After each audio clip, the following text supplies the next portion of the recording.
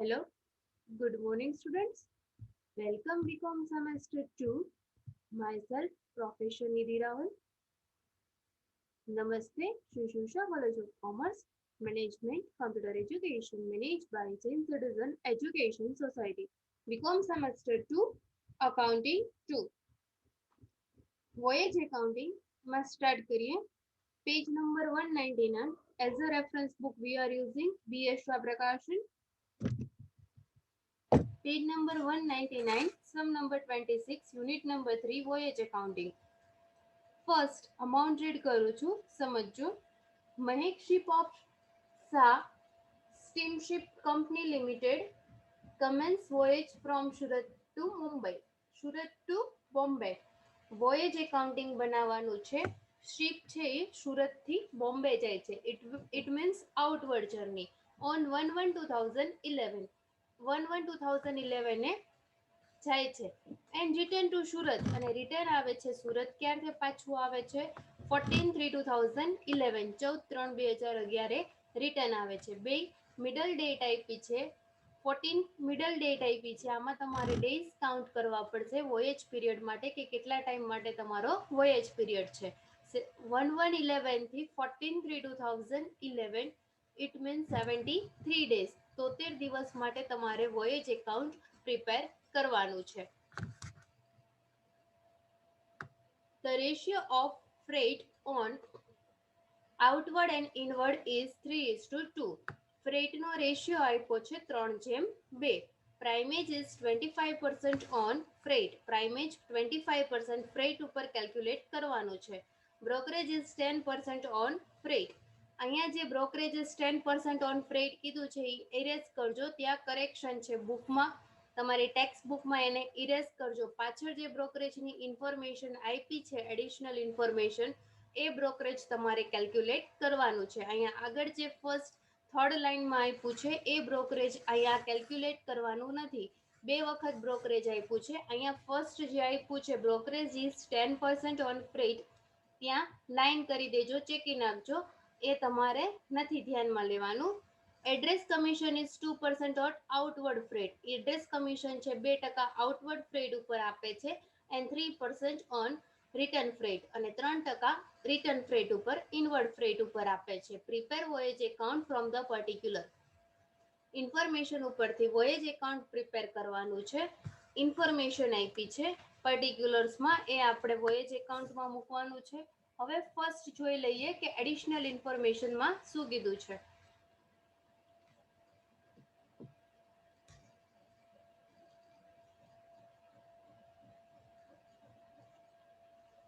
First additional information rupees 1,80,000 is transfer every year to repair and reserve account. 1,80,000 છે every year દર વર્ષે 1,80,000 repair અને repair reserve એકાઉન્ટમાં transfer કરે છે અહીંયા બધા એક્સપેન્સ અને ઇન્કમ જે આપ્યા છે એ તમને યરલી આપ્યા હશે 2 મંથ કે 3 મંથના આપ્યા હશે આપણે કેવી રીતે ફાઇન્ડ કરવાના છે ઓનલી ફોર 73 days માત્ર 73 દિવસ માટે તમારે ફાઇન્ડ કરવાના છે second information call of rupees 5,418 and store of rupees 7,250 in stock at the end of the voyage. At the end of the voyage, it means closing stock. Closing stock call અને store નો આપ્યો છે. Opening plus purchase minus closing. Voyage account માં debit side entry આપવાની છે એની. એના પછી third information આપી છે the ship was insured at 2% on original cost price of the ship. Ship છે એના ઉપર ઇન્સ્યોરન્સ કેટલો કેલ્ક્યુલેટ કરવાનો છે 2% કઈ પ્રાઇસ ઉપર ઓરિજિનલ કોસ્ટ ઉપર શિપ ઇન્સ્યોરન્સ કેલ્ક્યુલેટ કરવાનો કીધો છે એટલે ફર્સ્ટ ઓરિજિનલ કોસ્ટ ફાઇન્ડ કરવી પડશે ઓરિજિનલ કોસ્ટ શિપની આપણને આપેલી નથી and the freight was insured at 2% અને ફ્રેટ કીધું છે 2% ફ્રેટ છે ઓલવેઝ ફ્રેટ પ્લસ પ્રાઇમેજ જે ફાઇન્ડ કર્યું હોય બંનેનો ટોટલ કરો એના ઉપર તમારે ફ્રેટ ઇન્સ્યોરન્સ આપવાનું છે અને શિપ ઇન્સ્યોરન્સ ઓરિજિનલ કોસ્ટ ઉપર આપવાનું છે એટલા માટે ઓરિજિનલ કોસ્ટ આપણે ફાઇન્ડ કરવી પડશે next information the ship was purchase on 1/17 Depreciation is charged 20% per annum on reducing balance method. Reducing balance method અથવા written down value method ઘટતી જતી બાકી. ડેપ્રિશિએશન કેલ્ક્યુલેટ કરવાનો છે 20%. શિપ પરચેસ કર્યું છે 1/1/2007. The value of the ship on 1/1/2011 was rupees 5,12,000. શિપની value 1/1/2011 ની આપી છે 5,12,000 અને શિપ પરચેસ કર્યું છે 1/1/2007 અને ડેપ્રિશિએશન નો રેટ આપ્યો છે 20% પર એનમ રિડ્યુસિંગ બેલેન્સ મેથડ. ઘટતી જતી બાકીએ આપણે ડેપ્રિશિએશન કેલ્ક્યુલેટ કરવાનો છે, ઘસારો જેને કહીએ છીએ. The manager is to be given 20% commission on the net profit after charging such commission. મેનેજરને કમિશન આપવાનું છે 20%, પણ કેવી રીતે કે જે નેટ પ્રોફિટ આવે છે એના ઉપર આફ્ટર ચાર્જિંગ કે તો ઇન્ટુ 20 ડિવાઇડ 120. અને calculate brokerage on cost price of ship. આ તમારે જે લાસ્ટ ઇન્ફોર્મેશન આપી છે calculate brokerage on cost price of ship, E brokerage તમારે કેલ્ક્યુલેટ કરવાનું છે. 2% તેના ઉપર કીધું છે કોસ્ટ પ્રાઇસ ઉપર, શિપની કોસ્ટ પ્રાઇસ ઉપર 2% તમને કીધું છે બ્રોકરેજ પ્રોવાઈડ કરવાનો છે. આટલી ઇન્ફોર્મેશન આપણી પાસે અવેલેબલ છે. હવે આપણે ફર્સ્ટ વોયેજ એકાઉન્ટ બનાવવાનું છે અને સેકન્ડ એના પછી આપણે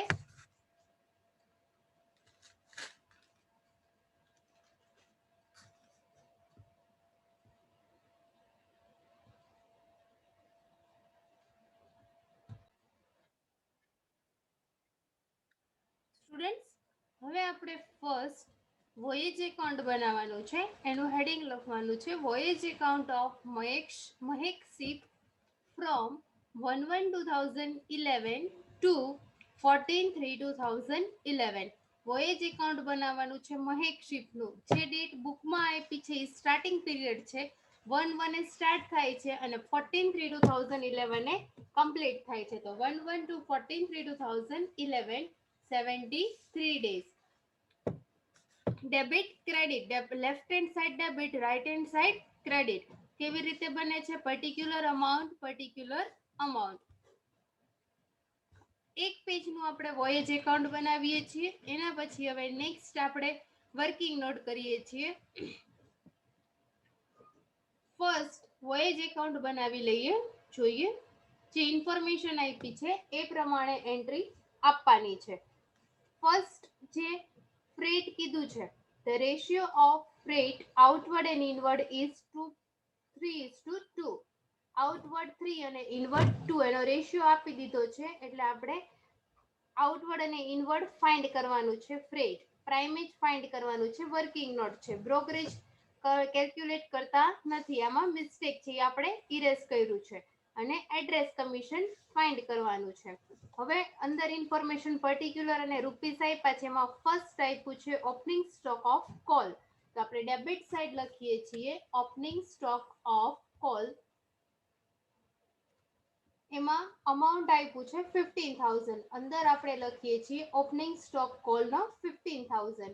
પછી નેક્સ્ટ અંદર ફાઇન્ડ કરવાનું કે પરચેસ આપ્યું છે કોલનું પ્લસ પરચેસ આપ્યું છે પરચેસ ઓફ કોલ. નીચે જુઓ લાસ્ટ ફોર્થ આપ્યું છે purchase of coal 40,000 plus purchase 40,000 minus closing stock. Additional ઇન્ફોર્મેશનમાં પોઈન્ટ નંબર સેકન્ડમાં કીધું છે call of 5,480 rupees at the end of the year. At the end of the year it means closing stock. Minus 5,480. 15,000 plus 40,000 minus 5,480 એટલે amount આવે છે 49,520. 49,520. એના પછી next આપ્યું છે ઓપનિંગ સ્ટોક ઓફ સ્ટોર. તો નેક્સ્ટ આપણે લખીએ છીએ opening stock of store 12,000. Opening stock of store 12,000 plus purchase. એમાં પણ પરચેસ આપ્યું છે આપણને, તો આપણે લખીએ છીએ પ્લસ પરચેસ.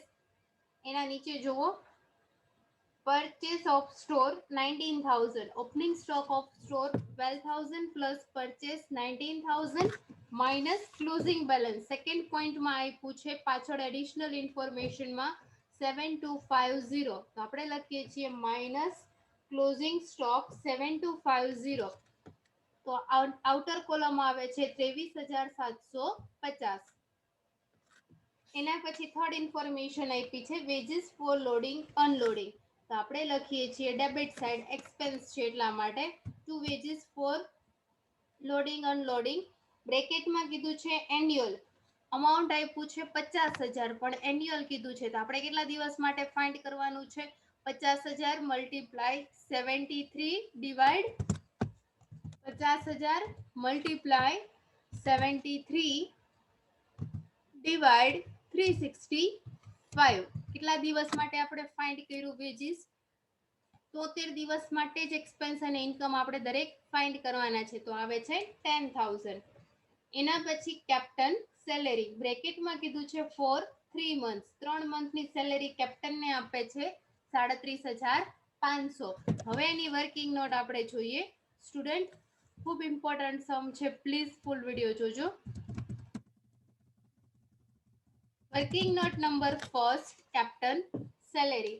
શું લખવાનું છે? બ્રેકેટમાં કીધું છે 3 મંથ અને અમાઉન્ટ આપ્યું છે 37,500. આપણે લખીએ છીએ કે 3 મંથે 37,500, તો 12 મંથે હાઉ મેની? 12 મંથ એટલે ફર્સ્ટ આપણે યરલી ફાઇન્ડ કર્યું કે આખા વર્ષમાં કેપ્ટનને સેલેરી કેટલી આપે છે, 12 મહિનાની. તો 3 મહિનાની 37,500, તો 12 મહિનાની સેલેરી કેટલી આવે છે? 1,50,000. આ તમને આખા વર્ષની મળી. એના ઉપરથી આપણે કેટલા દિવસની ફાઇન્ડ કરીએ છીએ હવે?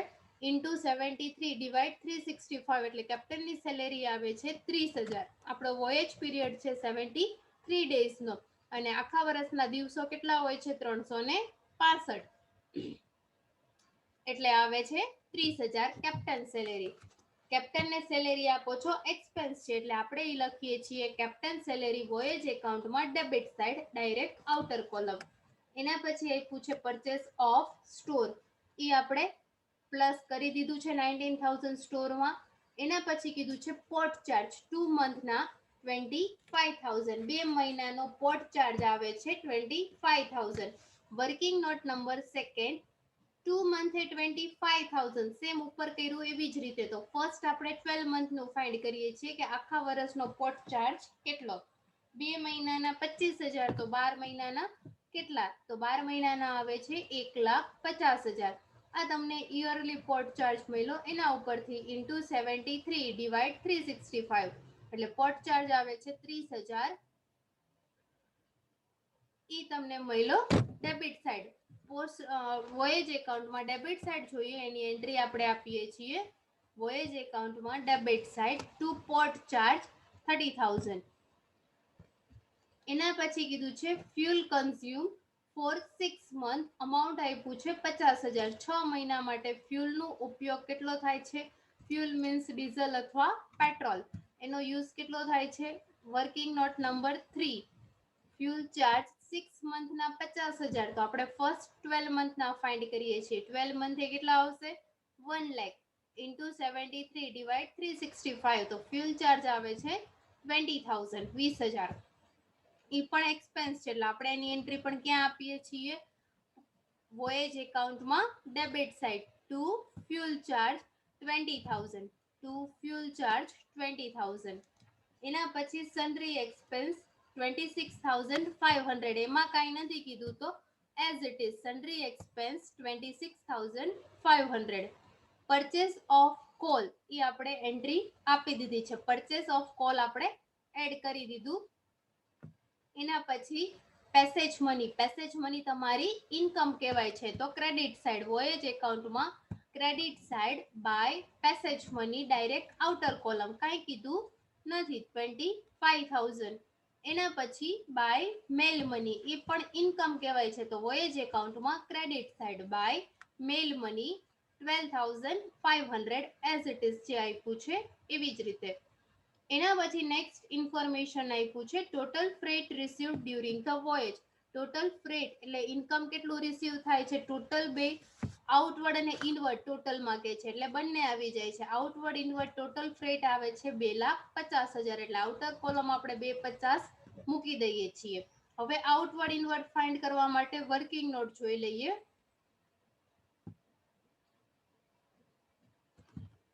Working note number 4, total freight 2,50,000, એનો રેશિયો કેટલો આપ્યો છે 3:2. તો OW મીન્સ આઉટવર્ડ અને IW મીન્સ ઇનવર્ડ. 250 આઉટવર્ડ નો રેશિયો 3 છે એટલે ઇન્ટુ 3, 2 પ્લસ 5 એટલે 3 પ્લસ 2 મીન્સ 5. ડિવાઈડમાં આપણે કેટલા મૂકીએ છીએ 5. આઉટવર્ડ 2,50,000 3:2 ના રેશિયોમાં આપણે ડિસ્ટ્રીબ્યુટ કરીએ છીએ એટલે આઉટવર્ડમાં આવે છે 1,50,000 અને ઇનવર્ડમાં આવે છે 1 લાખ. 2,50,000 ને તમે 3:2 માં ડિસ્ટ્રીબ્યુશન કર્યા. આઉટવર્ડ ફ્રેટ મળી ગયું અને તમને ઇનવર્ડ ફ્રેટ મળી ગયું છે. આઉટવર્ડ ફ્રેટ અને ઇનવર્ડ ફ્રેટની એન્ટ્રી આપણે ઇન્કમ કહેવાય છે એટલા માટે વોયેજ એકાઉન્ટમાં ડેબિટ સાઈડ લખીએ છીએ બાય ફ્રેટ. આઉટવર્ડ 1,50,000 અને ઇનવર્ડ 1 લાખ ને આઉટર આવે છે 2,50,000. એના પછી નેક્સ્ટ વર્કિંગ નોટ આપણે કરી લઈએ પ્રાઇમેજ. વર્કિંગ નોટ નંબર 5, ઉપર જે પેરેગ્રાફ હતો એમાં આપણને કીધું છે કે પ્રાઇમેજ ઇઝ 25% ઓન ફ્રેટ. પ્રાઇમેજ કેટલું આપે છે 25% આપે છે ફ્રેટ ઉપર. તો ફર્સ્ટ પ્રાઇમેજ આઉટવર્ડ કેટલું આવ્યું છે આપણું ફ્રેટ 1,50,000. 1,50,000 ઉપર 25% એટલે કેટલું આવે છે 37,500. અને ઇનવર્ડ પ્રાઇમેજ ઇનવર્ડ કેટલું છે ઇનવર્ડ ફ્રેટ 1 લાખ એના ઉપર 25% એટલે 25,000. પ્રાઇમેજ આપણને મળી ગયું 1,50,000 ના 25% અને 1 લાખ ફ્રેટ ના 25%. શું કીધું છે પ્રાઇમેજ 25% ઓન ફ્રેટ ઉપર 25% એટલે આઉટવર્ડ ઉપર 25%, ઇનવર્ડ ઉપર 25%. પ્રાઇમેજ પણ આપણી ઇન્કમ કહેવાય છે તો પ્રાઇમેજ આપણે લખીએ છીએ વોયેજ એકાઉન્ટમાં credit side by primage. Outward 37,500, inward 25,000. Outer column આવે છે 62,500.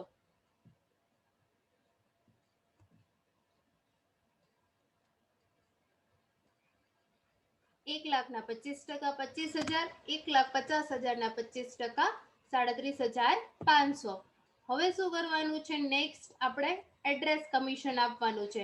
એડ્રેસ કમિશન આપતા પહેલા ઓલવેઝ કીધું હોય કે ન કીધું હોય પણ address commission freight plus primage amount જે મળે એના ઉપર જ એડ્રેસ કમિશન અપાય છે. ક્યારેય ફ્રેટ ઉપર અપાતું નથી. એડ્રેસ જો ન આપ્યું હોય પ્રાઇમેજ તો નહીં કેલ્ક્યુલેટ કરવાનું. જો આપ્યું હોય તો ફ્રેટ અમાઉન્ટ પ્લસ પ્રાઇમેજની amount, outward freight plus outward primage, એ જે અમાઉન્ટ મળે એના ઉપર જેટલા પર્સન્ટેજ કીધા હોય એ આપવાના છે. તો હવે એડ્રેસ કમિશન માટે ટોટલ ફ્રેટ પ્લસ પ્રાઇમેજ આઉટવર્ડ અને ઇનવર્ડ. આઉટવર્ડ ફ્રેટ કેટલું 1,50,000 અને આઉટવર્ડ પ્રાઇમેજ કેટલું 37,500. તો ટોટલ કેટલું આવે છે 1,87,500. ઇનવર્ડ ફ્રેટ કેટલું 1 લાખ અને ઇનવર્ડ પ્રાઇમેજ કેટલું 25,000. તો કેટલું આવે છે inward freight plus inward primage 1,25,000. Outward અને ઇનવર્ડ આપણને ટોટલ અમાઉન્ટ મળી ગઈ છે. હવે આપણે નેક્સ્ટ આપીએ છીએ working note number 7, address commission. Outward નો ટોટલ કેટલો આવ્યો 187,500. એના ઉપર બુકમાં કીધું છે કે આઉટવર્ડ ટ્રીપ ઉપર એડ્રેસ કમિશન આપે છે 2%.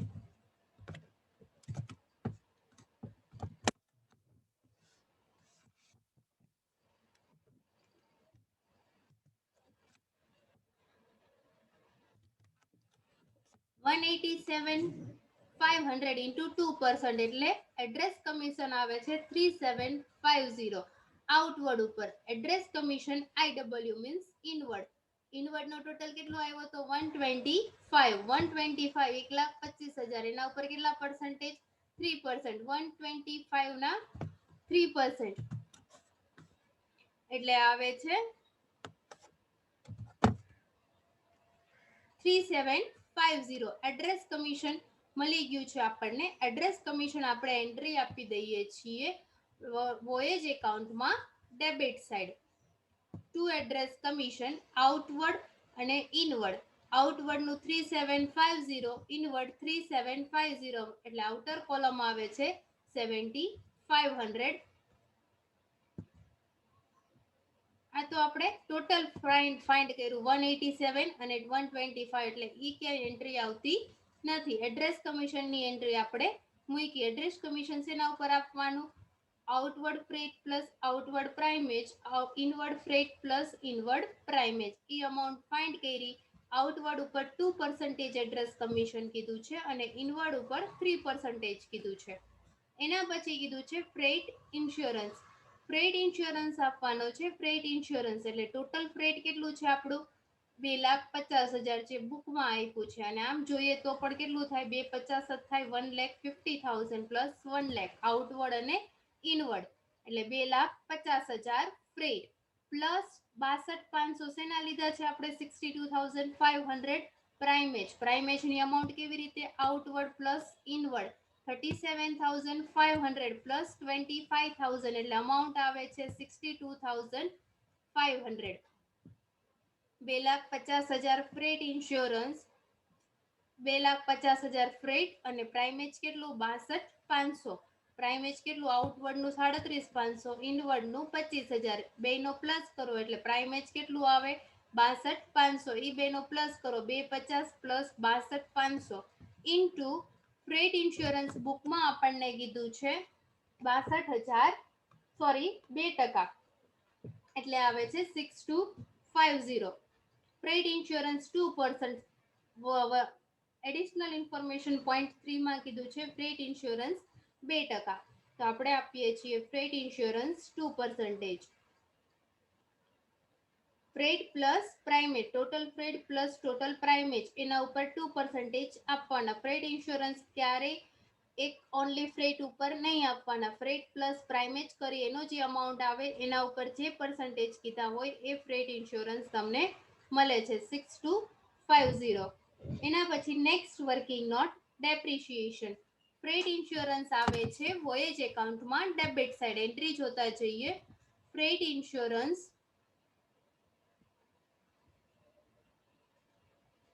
ફ્રેટ શિપ નહીં, ફ્રેટ ઇન્સ્યોરન્સ 6250. એના પછી નેક્સ્ટ ડેપ્રિશિએશન. ડેપ્રિશિએશન માટે ઇમ્પોર્ટન્ટ પોઈન્ટ છે. પ્લીઝ સ્ટુડન્ટ આ પોઈન્ટ્સ ધ્યાનથી સમજજો. ઓરિજિનલ કોસ્ટ આપણે શિપની ફાઇન્ડ કરવાની છે. ફર્સ્ટ પોઈન્ટ નંબર 4 જોવો. એમાં કીધું છે ship was purchase on 117. Ship purchase કર્યું છે 1/1/2007. ડેપ્રિશિએશન ઇઝ ચાર્જ 20% પર એનમ. ડેપ્રિશિએશન ચાર્જ કરે છે 20% on reducing balance method. Reducing balance method means ઘટતી જતી બાકી. વેલ્યુ ઓફ શિપ ઓન 1/1/2011 અને વેલ્યુ આપી છે તમને શિપની 1/1/2011 ની 5,12,000 ને આપણે પરચેસ કર્યું છે 1/1/2007. હવે આપણે ઓરિજિનલ કોસ્ટ ફાઇન્ડ કરવાની છે કે 1/1/2007 એની વેલ્યુ કેટલી હતી. એટલા માટે હવે આપણે ડેપ્રિશિએશન ફાઇન્ડ કરીએ છીએ. લખો first working note number 9. Suppose cost is, કઈ ડેટે પરચેસ કર્યું છે એ ડેટ લખવાની. 1/1/2007 શિપની વેલ્યુ છે 100 રૂપિયા. આપણે સપોઝ કરી. સપોઝ કોસ્ટ ઇઝ 117/2007 100 માઇનસ ડેપ્રી 1/1/2007 જે વર્ષ તમારું ચાલુ થયું હોય, સ્ટાર્ટ થયું હોય, એ કમ્પ્લીટ કઈ તારીખે થાય છે? 31/12.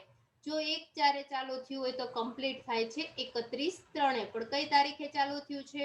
1/1. 1 જાન્યુઆરી સ્ટાર્ટ થાય છે તો એ કમ્પ્લીટ ક્યારે થાય? 31/12.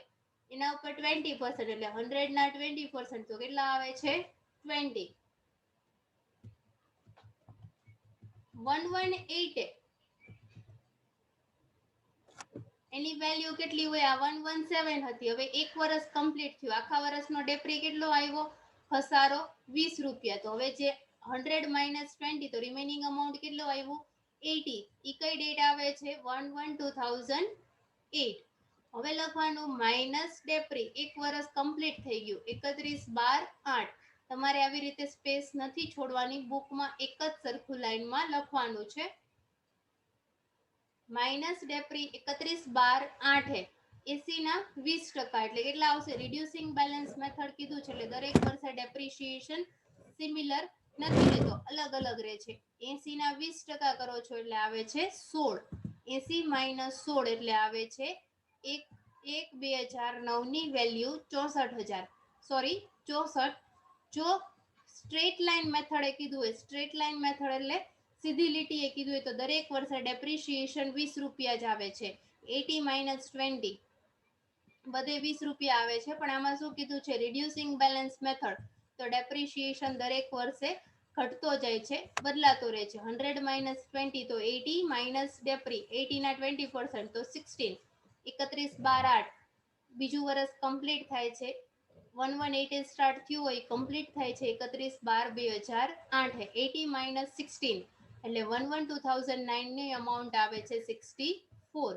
11/2009 સ્ટાર્ટ થયું હોય થી કમ્પ્લીટ થાય છે 31/12/9, તો એનો ડેબ્રી આવે છે 64 ના 20%, તો 12.8.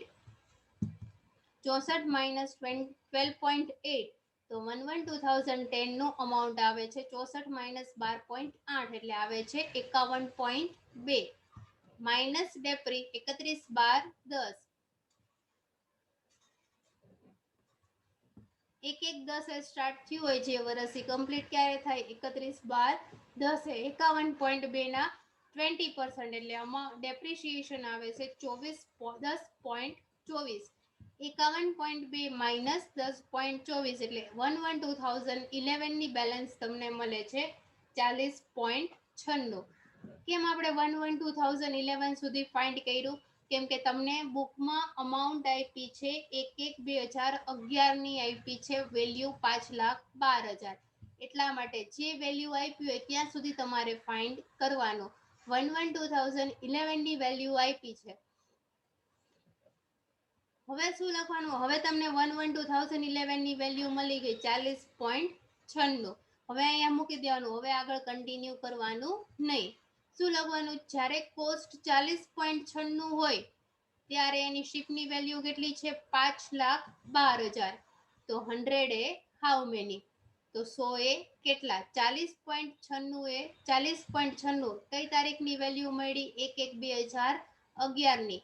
તો આપણે લખવાનું 1/1/2011 ની વેલ્યુ 40.96 કોસ્ટ, ત્યારે એની કેટલી આપી છે શિપની વેલ્યુ? 5,12,000. તો 100 એ હાઉ મેની? એટલે 100 જ્યારે હોય ત્યારે એની ઓરિજિનલ વેલ્યુ કેટલી હશે? 12,50,000. 100 મલ્ટીપ્લાય 5,12,000 ડિવાઇડ 40.96 એટલે આવે છે 12,50,000. ડેપ્રિસિએશન તો શિપની વેલ્યુ ઉપર જ ફાઇન્ડ કરવાનો હોય, એને ઓરિજિનલ વેલ્યુ ફાઇન્ડ કરી શેના માટે? કેમ કે આપણને પોઈન્ટ નંબર 3 માં એણે કીધું છે the ship cost insure 2% on original cost price. શિપનો ઇન્સ્યોરન્સ શિપની ઓરિજિનલ કોસ્ટ પ્રાઇસ ઉપર 2% કેલ્ક્યુલેટ કરવાનો છે, એટલા માટે. શિપની વેલ્યુ કેટલી છે? 1/1/12 એ 5,12,000. ડેપ્રિસિએશન આપણે 2011 નો જ ફાઇન્ડ કરવાનો છે, તો આપણે લખવાનું છે વેલ્યુ આપી છે એના ઉપર જ ડેપ્રી કેલ્ક્યુલેટ કરવાનો, ઓરિજિનલ વેલ્યુ ઉપર નહીં. 5,12,000 ના ડેપ્રીનો રેટ આપ્યો છે 20%. 5,12,000 મલ્ટીપ્લાય 20% મલ્ટીપ્લાય 73 ડિવાઇડ 365. આપણે કેટલા દિવસનો ડેપ્રિસિએશન ફાઇન્ડ કરવાનો છે? માત્ર 73 દિવસનો. આપણો વોયેજ પીરિયડ 73 દિવસનો છે, તો આવે છે 20,480. શિપ ઇન્સ્યોરન્સ હવે આપણે ફાઇન્ડ કરી શકશું, કેમ કે આપણી પાસે ઓરિજિનલ કોસ્ટ અવેલેબલ છે. ઓરિજિનલ કોસ્ટ છે 12,50,000 જે આપણે ફાઇન્ડ કરી. શિપ ઇન્સ્યોરન્સ એને થર્ડ પોઈન્ટમાં કીધું છે 2%. 12,50,000 into 2% into 73 divide 365. 12,50,000 એના 2% into 73 divide 3,365. 73 દિવસનો ship insurance 5,000. Working note complete થાય છે. ડેપ્રિસિએશન કેટલો આવ્યો? 20,480. શિપ ઇન્સ્યોરન્સ 5000, બાકી કોઈ અમાઉન્ટમાં સ્ટેટમેન્ટમાં મૂકવાની નથી. આ બે વેલ્યુ આપણે સ્ટેટમેન્ટમાં ડેબિટ સાઈડ લખીએ છીએ. Ship insurance 5000 to ship insurance 5000, freight insurance તો આપણે ફાઇન્ડ કર્યો હતો, અને ટુ ડેપ્રિશિએશન 5,12,000 ઇન્ટુ 20%, આપણે જે વર્કિંગ નોટ કરી એ જ તે, ઇન્ટુ 73 ડિવાઇડ 365, એટલે ડેપ્રિશિએશન મળે છે 20,480. હવે લાસ્ટ પોઈન્ટ કીધો છે brokerage on cost price of ship. Brokerage શેના ઉપર ગણવાનું છે? 2% કોસ્ટ પ્રાઇસ ઉપર. આપણી પાસે બ્રોકરેજ ફાઇન્ડ કરવાનું બાકી છે, ઈ બ્રોકરેજ તમારે કેલ્ક્યુલેટ કરવાનું છે. તો ટુ બ્રોકરેજ ઓરિજિનલ વેલ્યુ કેટલી આવી? 12,50,000. કેટલા પર્સન્ટેજ કીધું છે? 2%. 12,50,000 ના 2%, એટલે આવે છે બ્રોકરેજ 25,000. જો લાસ્ટ પોઈન્ટ બ્રોકરેજ ની આપણે એન્ટ્રી આપી દીધી છે. મેનેજરને કમિશન આપવાનું છે 20%. એ હવે આપણે નેક્સ્ટ નેટ પ્રોફિટ મળ્યા પછી આપીએ છીએ. શિપની ઓરિજિનલ વેલ્યુ ફાઇન્ડ કરી, ડેપ્રિશિએશનની એન્ટ્રી આપી દીધી છે, ફ્રેટ ઇન્સ્યોરન્સની આપી દીધી, શિપ ઇન્સ્યોરન્સની આપી દીધી છે. કોલ અને store at the end of the voyage closing stock આપણે માઇનસ કર્યો. એક હજી ફર્સ્ટ ઇન્ફોર્મેશનમાં કીધું છે રિપેર અને રિઝર્વ 1,80,000. એક બાકી છે રિપેર અને રિઝર્વ. તો રિપેર રિઝર્વ 1,80,000 આખા વર્ષનું આપ્યું છે, તો એ એક્સપેન્સ છે, તો debit side to repair reserve. Amount આખા વર્ષની આપી છે 1,80,000 ઇન્ટુ 73 ડિવાઇડ 365. આપણે ઓનલી તેના માટે ફાઇન્ડ કરવાની છે 73 દિવસની, તે ઇન્ટુ 73 ડિવાઇડ 365, એટલે આવે છે 36,000. રિપેર અને રિઝર્વ એકાઉન્ટ 36,000. બધી ઇન્ફોર્મેશન આવી ગઈ છે, કોઈ ઇન્ફોર્મેશન બાકી નથી. બધી વર્કિંગ નોટ કમ્પ્લીટ થઈ ગઈ છે. સ્ટુડન્ટ સ્ક્રીનશોટ લેતા જાજો સમનો.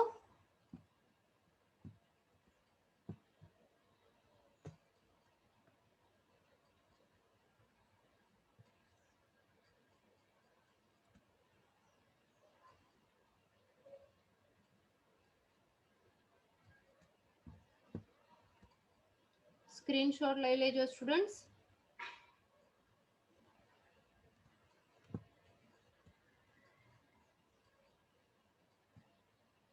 વર્કિંગ નોટનો સ્ક્રીનશોટ લેતા જજો.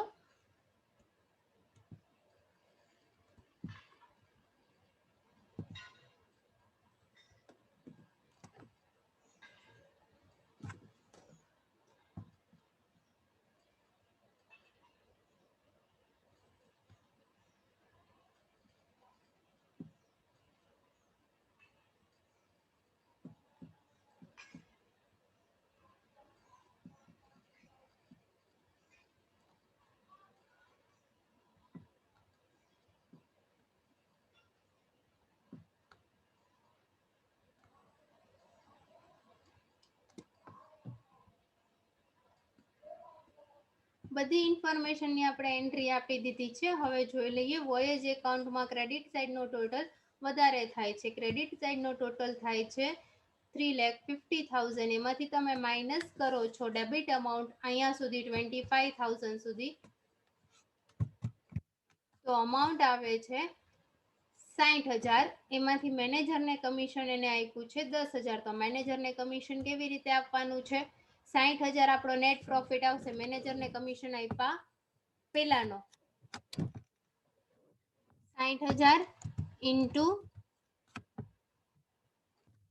20 ડિવાઇડ 120, એટલે અમાઉન્ટ આવે છે તમને મેનેજર્સના કમિશનની 10,000. Net profit before distribution managers commission 60,000 into 20% બુકમાં કીધું છે, ઇન્ટુ 20 ડિવાઇડ 120 આફ્ટર કમિશન કીધું છે એટલા માટે, એટલે આવે છે 10,000. મેનેજરનું કમિશન કેટલું આવશે? 10,000. ક્રેડિટ સાઇડનો ટોટલ 3,50,000. એમાંથી ડેબિટ માઇનસ કરો છો મેનેજરને કમિશન આપ્યા પહેલા, એટલે એનો પ્રોફિટ મેનેજરને કમિશન આપ્યા પહેલાનો છે 60,000. પછી એને ઇન્ટુ 20% કીધું છે, એટલે ઇન્ટુ 20 ડિવાઇડ 120, એટલે મેનેજરનું કમિશન આવે છે 10,000. હવે તમે બધું માઇનસ કરો છો એટલે નેટ પ્રોફિટ આવે છે 50,000. અહીંયા વોયેજ એકાઉન્ટનો સમ નંબર 26 કમ્પ્લીટ થાય છે. Thank you very much. Please student full video જોજો. ખૂબ ઇમ્પોર્ટન્ટ સમ છે. આવા જ સમ યુનિવર્સિટી એક્ઝામમાં પૂછાય છે. કોઈ પણ ક્વેરી હોય તો 9 to 12 માં